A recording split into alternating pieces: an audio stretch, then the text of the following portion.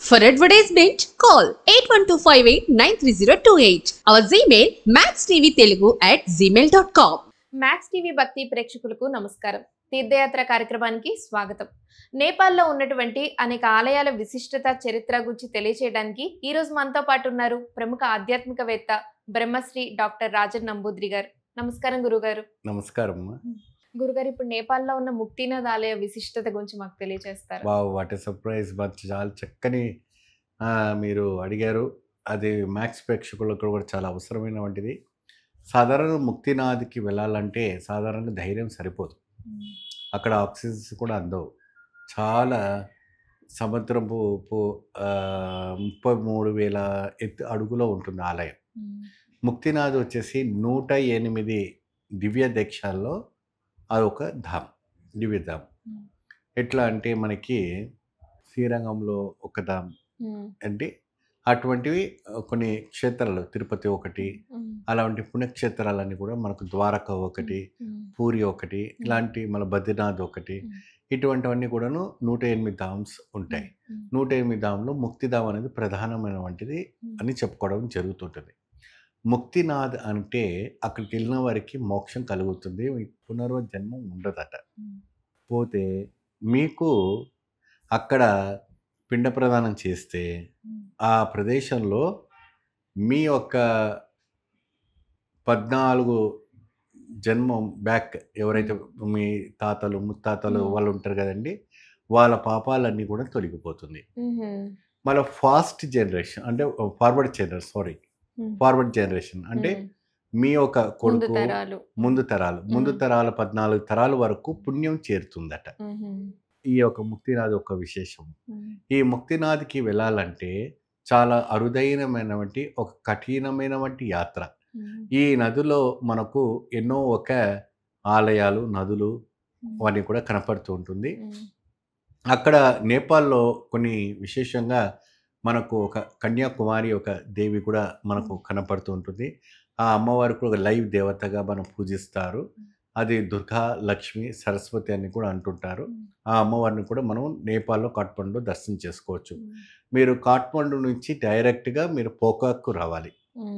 పోఖ్రాకు వచ్చిన తర్వాత పోఖ్రాన్ నుండి మీరు ఏం చేయాలంటే మీరు స్కార్పియో బండియో లేకపోతే ఏదైనా వెహికల్ తీసుకొని మీరు by road 250 kilometer by road మీరు ముక్తినాథ్కి రావాలి. ఆ ముక్తినాథ్కి మధ్యలో వచ్చేది ఏంటంటే జంషం, మధ్యలో ఉండేది జంషం. ఆ సెక్షన్లోనే ఎక్కువ శాతము అందరూ స్టే చేస్తారు. ఆ స్టే చేసిన పక్కనే మీకు గండకి నది ఉంటుంది. ఆ గండకి నదిలో ఏంటంటే విష్ణు సాలిగ్రామాలు మనకు దొరుకుతుంటాయి. ఏమ్మా, చాలా వరకు మన తెలుగు వాళ్ళు, దక్షిణ భారతంలో ఉన్న వాళ్ళు అందరూ కూడా ఈ ఆలయానికి వెళ్తూ ఉంటారు.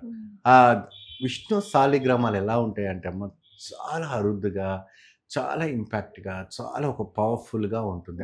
దాన్ని తీసుకొచ్చి కూడాను మనము ఊరికే ఏదో ఒక రాయిగాని పడకుండా దాన్ని పవిత్రంగా మనము గంధము, లేప్యము, సుగంధ ద్రవ్యాలు పెట్టి మనం పూజ చేసుకోవాలి.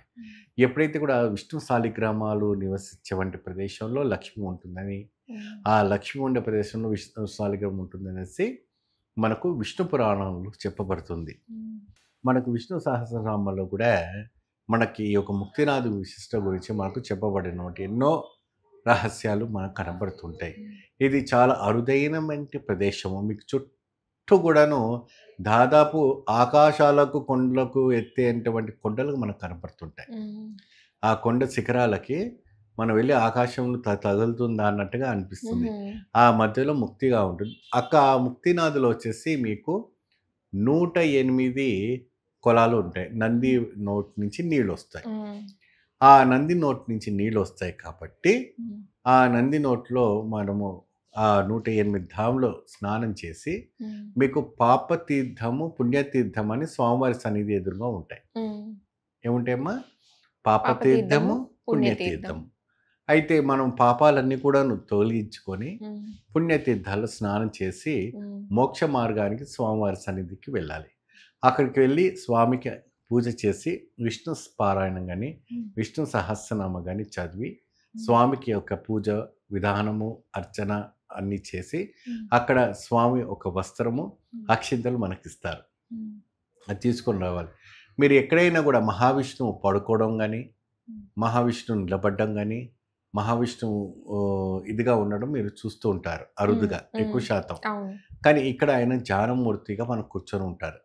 యోగ ఇలా ముద్రలో మనం చాలా అసలు చూడలేదు. చూడలేదు, అరుదుగా ఉంటుంది. చాలా జ్ఞానంగా ఉమ్, ఇట్లా చిన్ముద్ర పెట్టుకొని ఉమ్, ఉంటారు. ఇప్పుడు వచ్చేసి బుద్ధిస్టులు వాళ్ళు దాన్ని హ్యాండ్లో పెట్టుకున్నారు.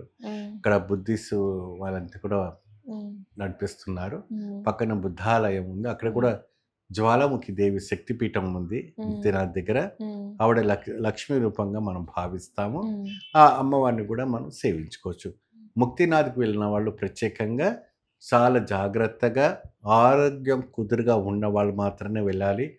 ఆస్తమా ఉన్న వాళ్ళు కానీ, మరి ఇంకా ఇతర శ్వాస ఊపిరికి ఇబ్బంది ఉన్న వాళ్ళు కానీ, హార్ట్ అటాక్ అయిన వాళ్ళు కానీ ఉమ్, వెళ్ళకూడదు. ఉమ్, అటువంటివన్నీ జాగ్రత్తలు చేసుకోండి.